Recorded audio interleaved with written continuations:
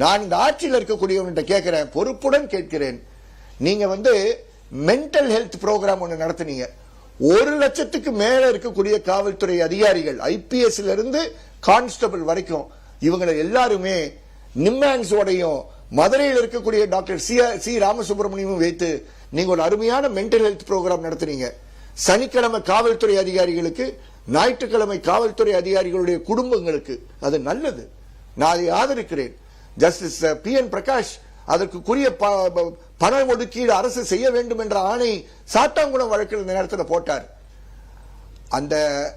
அந்த mental health ப்ரோக்ராம்ல examination பண்ணீங்கல்ல, அந்த எக்ஸாம் பண்ண ரிசல்ட்ஸை யாரையாவது இப்ப பேசுகின்ற தீரஜா இருக்கட்டும், இப்ப பேசிட்டு இருக்கக்கூடிய வெங்கட்ராமனா இருக்கட்டும், இல்ல அவர்களுக்கு மேல இருக்கக்கூடிய அதிகாரிகள் ராகா இருக்கட்டும், யாராவது இந்த மருத்துவர்களை கூப்பிட்டு உங்களுடைய மருத்துவ சான்றிதழ் படி மன ரீதியாக பாதிக்கப்பட்ட காவலர்கள், காவல்துறை அதிகாரிகள் இவர்கள் என்ற பட்டியல் எடுத்தார்களா? பட்டியல் இல்லையா? உறுதியாக பட்டியல் இருக்கு. அந்த பட்டியலை என்னைக்காவது காவல்துறைக்கு பொறுப்பாக இருக்கக்கூடிய மாண்புமிகு முதலமைச்சருடைய கையில் கொடுத்தீர்களா? அந்த மன ரீதியாக அஃபெக்ட் பண்ணியிருக்கக்கூடியவர்கள் தான் பல குற்றங்களுக்கு காரணமாக இருக்கிறார்கள் என்பதை நான் கண்டிப்பாக சாட்சியத்துடன் கூற முடியும்.